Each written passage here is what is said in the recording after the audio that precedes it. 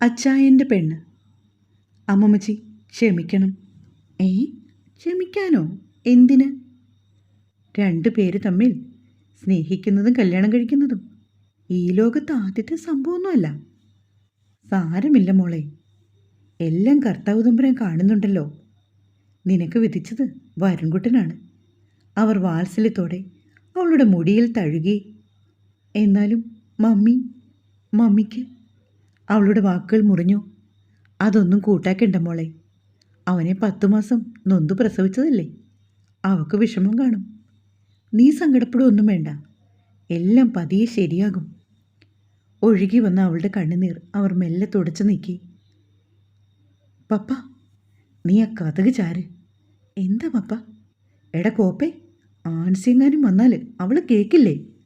ഞാൻ നിനക്ക് കൂട്ടുനിന്നെന്നറിഞ്ഞാൽ അവളെന്നെ കൊല്ലും. വരുൺ ഒരു ചിരി പാസ്സാക്കിക്കൊണ്ട് മെല്ലെ ഡോറടിച്ച് ലോക്ക് ചെയ്തു. പപ്പ, പെണ്ണിനെ ഇഷ്ടായോ? നീ മിണ്ടരുത്. എല്ലാം കാട്ടിക്കൂട്ടി വെച്ചിട്ട് ആൻസിയുടെ വിഷമം കണ്ടോ? എൻ്റെ പപ്പ ഇങ്ങനൊക്കെ വരുമെന്ന് ആരോർത്തു? നീ ഓർക്കണമായിരുന്നു നേരത്തെ. ഓ, എന്നത് നീ മേടിക്കും എൻ്റെ കയ്യിൽ നിന്ന്. ആ, പോട്ടെ. ക്ഷമിക്കു പപ്പ, എല്ലാം പറ്റിപ്പോയി. കഴിഞ്ഞു. അവൻ ഒറ്റ വാചകത്തിൽ കാര്യം തീർത്തു. എടാ, എൻ്റെ സാറാമ്മയ്ക്കൊരു നല്ല കല്യാണം വരുവോടാ ഇനി? നീ പറ. എൻ്റെ പപ്പ എന്നതായി പറയുന്നേ? സാറാമ്മയ്ക്ക് നല്ല ചെത്ത് പയ്യനെ ഞാൻ കൊണ്ടുവരും, ഉറപ്പ്. ആ കാര്യം ഓർത്ത് പപ്പ വിഷമിക്കണ്ട. വരുൺ, നീ മിണ്ടാതെ പൊയ്ക്കോണം കേട്ടോ. ഓക്കെ, എങ്കിൽ ഞാൻ ചെല്ലട്ടെ, വല്ലാണ്ട് വിശക്കുന്നു. അമ്മച്ചിയെ കയ്യിലെടുക്ക്, അല്ലാതെ ആൻസിയുടെ അടുത്ത് ചെന്നാൽ അവൾ ഓടിക്കും. അയ്യോ, അത് പ്രത്യേകം പറയണോ? ഞാനാരാ മോന്? അതെ, നീ ആരാ മോനെന്ന് എനിക്ക് മനസ്സിലായി. പപ്പ, അതൊക്കെ പോട്ടെ. മരുമകൾ എങ്ങനെയുണ്ട്? ഒറ്റനോട്ടത്തിൽ ഇഷ്ടായോ? പിന്നെ നിന്റെ സെലക്ഷനല്ലേ, ഒട്ടും മോശമാകില്ല. അത്രേ ഉള്ളൂ. അല്ലാതെ പിന്നെ ഞാൻ വിചാരിച്ചു ഈ ഇടവകയിൽ ഇത്ര നല്ലൊരു പെണ്ണില്ലെന്നായിരിക്കും എൻ്റെ പപ്പ എന്നോട് പറയുന്നതെന്ന്. അയ്യടാ, അവൻ്റെ ഒരു മനസ്സിലിരിപ്പ്. ഒന്ന് പോടാവേ. ബാക്കിയുള്ളവനാണെങ്കിൽ ഇനി എങ്ങനെ നാട്ടുകാർ കാണുമെന്നോർത്ത് വിഷമിച്ചിരിക്കുവാണ്. എന്തോന്ന് നാട്ടുകാർ? നമ്മൾ ആരുടെയും ചിലവിലല്ല കഴിയുന്നത്. പപ്പ ഒരുത്തിനെയും മൈൻഡ് ചെയ്യണ്ട. നിനക്കത് പറഞ്ഞാൽ മതി. കുര്യനാണെങ്കിൽ എന്തോ പറയോ. മെറിനെ വിളിച്ചിട്ട് അവൾ കോൾ പോലും എടുത്തില്ല. അതൊക്കെ എടുത്തോളും. പപ്പ ധൃതി കൂട്ടണ്ട. ഞാനാണോടാ ധൃതി കൂട്ടിയത്? പറയടാ. ഞാൻ ധൃതി കൂട്ടി ഇല്ലെങ്കിൽ പിന്നെ മമ്മി സൂസൻ ആൻറ്റി ഇങ്ങോട്ട് വരുത്തിച്ചേനെ. ഓ, നിനക്ക് 100,000 കാര്യങ്ങളുണ്ട് പറയാൻ, അതെനിക്കറിയാം. എന്നെ എൻ്റെ പപ്പയ്ക്കല്ലാണ്ട് മറ്റാർക്കാണ് അറിയാവുന്നത്? പാവം ആൻസി, അവൾക്കാകെ വിഷമമാണ്. ഞാനും കൂടിയാണ് ഇതിന് കൂട്ടുനിന്നെന്നറിഞ്ഞ അവളപ്പോൾ തൂങ്ങിച്ചാകും. ഓ പിന്നെ, ഇതൊക്കെ ആരറിയിക്കാനാ പപ്പ? നീ തന്നെ. നിലനിൽപ്പിന് നീ എന്തും ചെയ്യും, അതെനിക്കുറപ്പാ. നിന്നെ കാണാൻ തുടങ്ങിയിട്ട് 10-28 കൊല്ലമായി. എൻ്റെ പപ്പ കഷ്ടം. ഇത്രയേ ഉള്ളൂ സ്വന്തം മകനുള്ള വിശ്വാസം അല്ലേ? അവൻ മൂക്കത്ത് വിരൽ വെച്ചു. വിശ്വാസം? അതേടാ, എനിക്ക് അറ്റാക്ക് വന്നതുകൊണ്ട്. അല്ലെങ്കിൽ നീ ആ കൊച്ചിനെയും കെട്ടി അവിടെ സെറ്റിലാവുമായിരുന്നു. ചേ, എന്താ പപ്പ ഈ പറയുന്നത്? ഞാൻ അത്രയ്ക്ക് തരം താഴ്ന്നവനല്ല കേട്ടോ. തന്നോളം വളർന്ന് താനെന്ന് വിളിക്കും മക്കൾ, അതാണ് ഇവിടെ കണ്ടത്.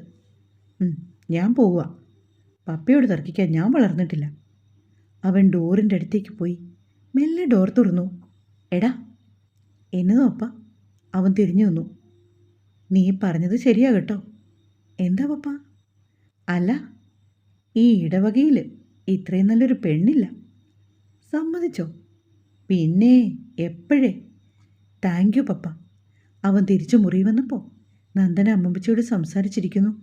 ആ, ദേ വരുംകൂത്തം വന്നല്ലോ, ഞാനിനി പോട്ടെ. അമ്മമ്മച്ചി കട്ടിലിൽ നിന്ന് എഴുന്നേറ്റു. എന്നതാ അമ്മമ്മച്ചി? എന്നെ എങ്ങോട്ടും വിടത്തില്ല, ഇവിടെ ഇരിക്കാൻ പറയുക. എന്നാ വാ, നമുക്ക് ചുമ്മാ സൊറ പറഞ്ഞിരിക്കാം. ആ, നിനക്ക് സൊറ പറഞ്ഞിരിക്കാൻ ദേ ഈ നിൽക്കുന്ന സുന്ദരി കുട്ടി മതി. ഞാൻ പോവാ. അവരെഴുന്നേറ്റു. അമ്മമ്മച്ചി എന്താടി പറഞ്ഞത് ഇത്ര നേരം? ഞാനൊരു ഹിന്ദുവാണെന്നറിഞ്ഞിട്ട് അങ്ങനെ വിഷമമൊന്നുമില്ല. അപ്പുറത്ത് എവിടെയോ ഉള്ള ഗോപികൃഷ്ണൻ ചേട്ടൻ്റെ കെട്ടുനിറയ്ക്ക ചടങ്ങിനൊക്കെ എല്ലാ വർഷവും പോകുന്നു. പിന്നെ അരവണപ്പായസം കഴിക്കുമെന്നും പറഞ്ഞു. ശരിയാ, അമ്മമ്മച്ചി പോകുന്നതാ എല്ലാ വർഷവും. ഓ പാവം. ആ അമ്മച്ചിയോട് മിണ്ടിയപ്പോൾ സമാധാനമായി. നീ പോയി കുളിക്ക്, മുഖമാകെ വല്ലാണ്ടായിരിക്കുന്നു. ഡ്രസ്സെല്ലാം കാറിലാണ്, എടുത്തിട്ടില്ല. ഞാൻ പോയി എടുത്തോണ്ട് വരാം. എന്നിട്ട് നമുക്ക് രണ്ടാൾക്കും കൂടി കുളിക്കാം.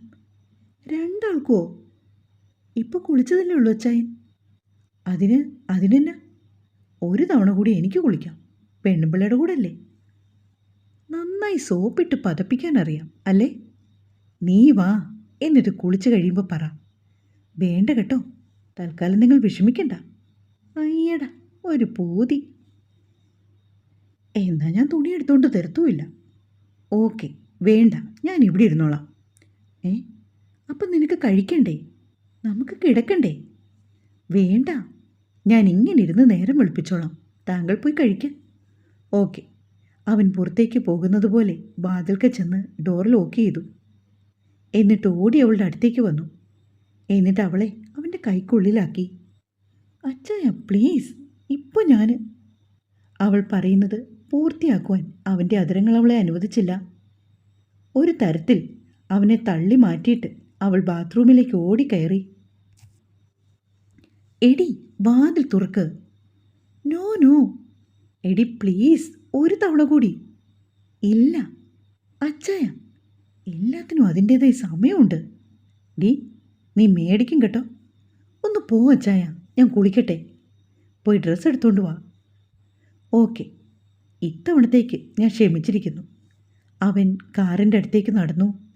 ആൻസിയാണെങ്കിൽ അത്താഴം പോലും കഴിക്കാതെ കിടക്കുകയാണ്. മമ്മി വാ, ഫുഡ് കഴിക്കാം. സൈറ കുറേ നേരമായി അവനെ വിളിക്കാൻ തുടങ്ങിയിട്ട്. ചുമ്മാ കരഞ്ഞു കിടക്കാതെ എഴുന്നേറ്റ് വാ മമ്മി. അവൾ ഒരുപാട് തവണ വിളിച്ചു, പക്ഷേ നോ രക്ഷ. ആൻസി ഭിത്തിക്ക് അഭിമുഖമായി തിരിഞ്ഞു കിടക്കുകയാണ്. ഒരു ചുടു നനവ് കാലിൽ പതിഞ്ഞതും അവരെഴുന്നേറ്റു. നോക്കിയപ്പോൾ വരുൺ, കരഞ്ഞു കലങ്ങിയ കണ്ണീർ. Mummy, I am sorry. Mummy എന്നോട് ക്ഷമിക്കണം. മമ്മിയോട് എന്തൊക്കെ പറഞ്ഞെങ്കിലും അവർ പക്ഷേ മകനോട് ക്ഷമിക്കാൻ തയ്യാറായില്ല. അത് വരുണിന് ഒരുപാട് സങ്കടം തോന്നിച്ചു. എല്ലാം മാറുവാനുള്ള പോംവഴി അവൻ തന്നെ കണ്ടുപിടിച്ചു. ആ പദ്ധതി ആസൂത്രണം ചെയ്യുവാനായി അവൻ നന്ദനയുടെ അടുത്തേക്ക് പോയി. അവളപ്പോൾ എന്തോ വലിയ ചിന്തയിലായിരുന്നു. എന്താണോ ഇത്ര വലിയ ആലോചന?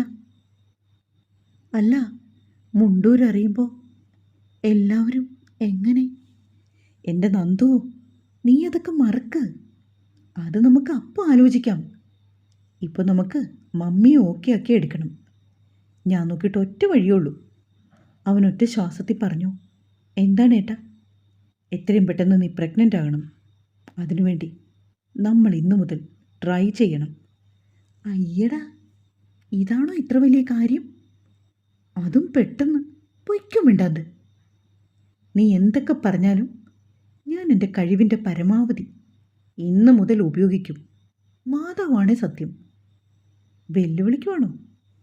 ആര്? ഞാനോ? ഫസ്റ്റ് നൈറ്റിലെ ഭാര്യയെ വെല്ലുവിളിക്കാനോ? അതും ഞാൻ?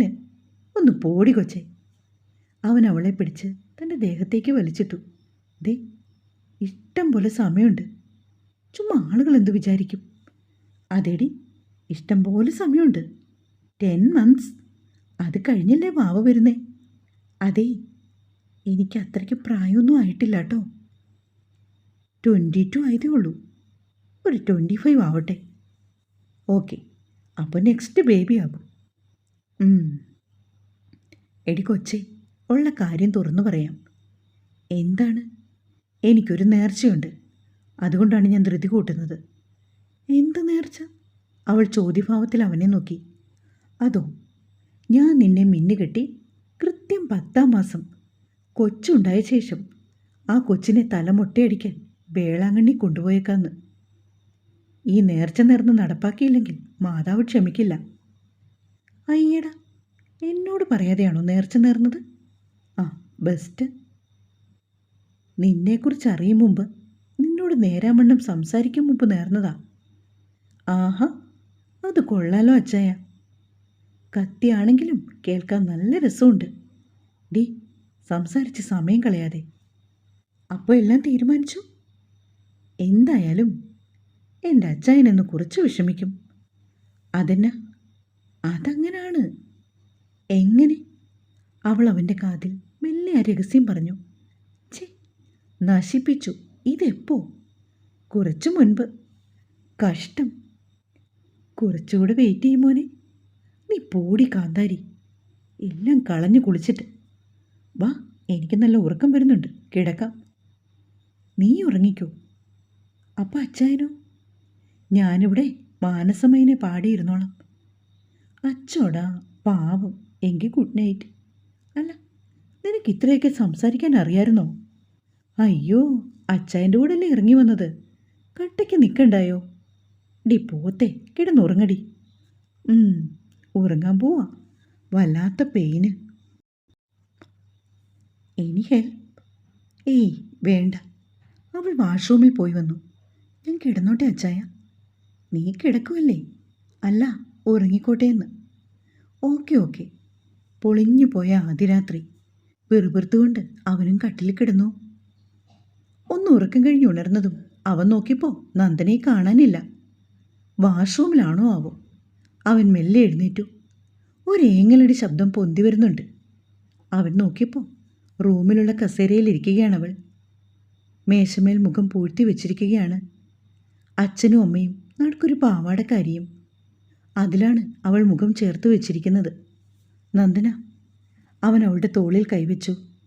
നീ കരയുവാ? അതുവരെ അടക്കി വെച്ച സങ്കടം അണപൊട്ടി ഒഴുകി. അവൾ അവനെ കെട്ടിപ്പിടിച്ച് കുറേ നേരം കരഞ്ഞു. എൻ്റെ അച്ഛനും അമ്മയും എന്നെ ശപിക്കുമോ? അതോ അവർ അനുഗ്രഹിക്കുമോ? ഞാൻ തെറ്റ് ചെയ്തവളാണോ? എൻ്റെ മനസ്സ് നീറിപ്പുകയുവാ. അവളുടെ വാക്കുകൾ ചിലമ്പിച്ചു. വിഷമിക്കേണ്ട. ഒരിക്കലും നിന്റെ അച്ഛനും അമ്മയും ശപിക്കില്ല. അവരെന്നും നിനക്ക് വേണ്ടി പ്രാർത്ഥിക്കും. അവരുടെ ബ്ലെസ്സിങ്സ് എപ്പോഴും നിൻ്റെ കൂടെയുണ്ട്. നിൻ്റെ അമ്മാവനും അമ്മായിയും മറ്റാരുടെ കയ്യിൽ നിന്നെ ഏൽപ്പിച്ചാലും എൻ്റെ കൈകൾ നൽകുന്ന സുരക്ഷിതത്വം നിനക്കൊരിക്കലും കിട്ടില്ല. അതുറപ്പ്. അത് മറ്റാർക്കും അറിയില്ലെങ്കിലും സ്വർഗത്തിലിരിക്കുന്ന നിൻ്റെ അച്ഛനും അമ്മയ്ക്കും അറിയാം. എന്നാലും ഞാൻ അമ്മാവനറിയുമ്പോൾ എല്ലാവരും എന്നെ പഴിക്കും. ആയിക്കോട്ടെ, എന്നെ ഇവിടെ മമ്മി വഴക്ക് പറഞ്ഞില്ലേ? അങ്ങനെ ആയിരിക്കും. നീ വിഷമിക്കണ്ട. വാ, നീ ഓരോന്നാലോചിച്ച് കൂട്ടണ്ട. വന്ന് കിടക്കാൻ നോക്ക്. എനിക്ക് കാലത്തെ എസ്റ്റേറ്റിൽ പോകണം. അവൻ ഒരു തരത്തിൽ അവളെ ആശ്വസിപ്പിച്ചുകൊണ്ട് വന്ന് കിടത്തി. അവൻ്റെ നെഞ്ചിൽ തലചേർത്ത് വെച്ച് അവൾ കിടക്കുകയാണ്. എടി നന്ദനക്കൊച്ചേ, എന്തോ ഒരു പെണ്ണിന് അവളുടെ പുരുഷൻ്റെ നെഞ്ചത്ത് കിടക്കുമ്പോൾ കിട്ടുന്ന ആ ഒരു സന്തോഷമൊന്നും നിനക്കില്ലേടി? ഉണ്ടേട്ടാ, പക്ഷെ ഞാൻ ഓരോന്നോർത്തു പോയി.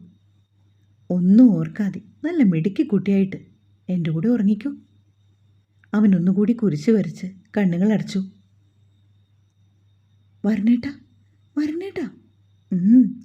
ദേ എഴുന്നേക്ക്. ഏട്ടാ പ്ലീസ് ഒന്ന് എഴുന്നേറ്റ് വാ. എന്തിന്? നേരം വെളുത്തു. സമയം എത്രയായി? 5:30 കഴിഞ്ഞു. കിടന്നുറങ്ങു വച്ചേ.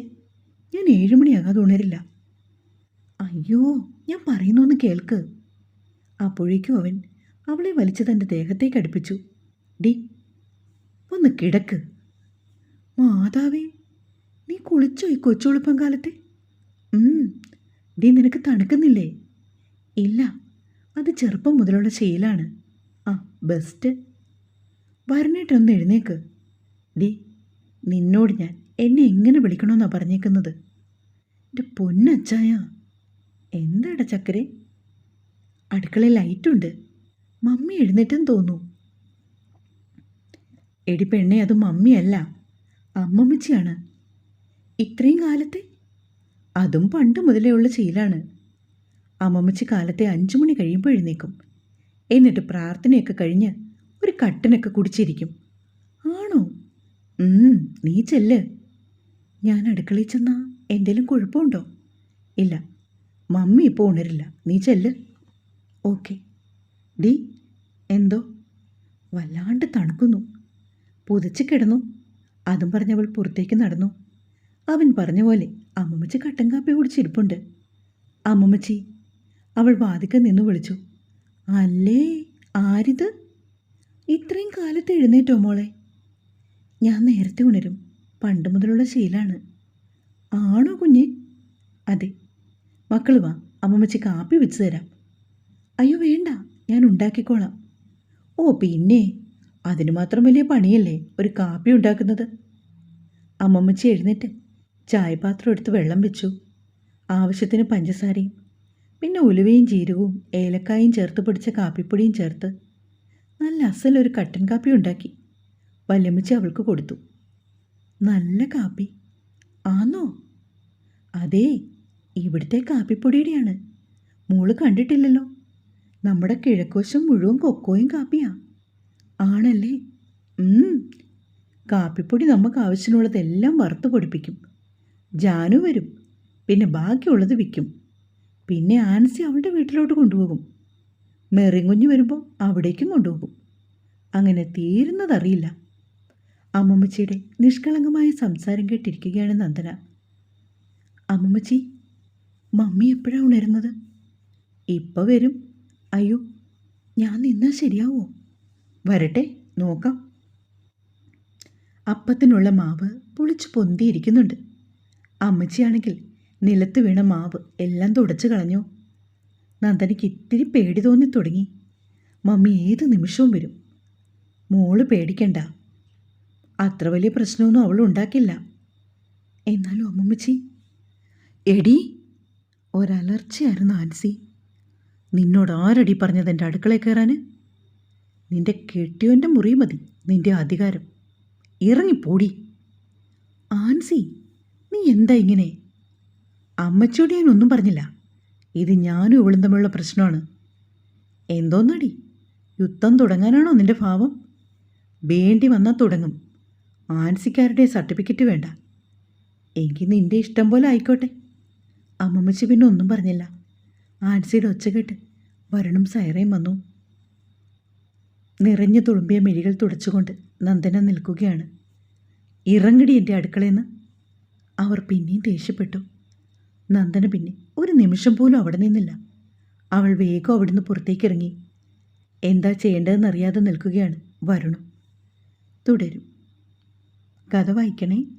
ലൈക്കും കമൻറ്റും മറക്കല്ലേ. സ്നേഹത്തോടെ നിങ്ങളുടെ സ്വന്തം മിത്രവിന്ദ.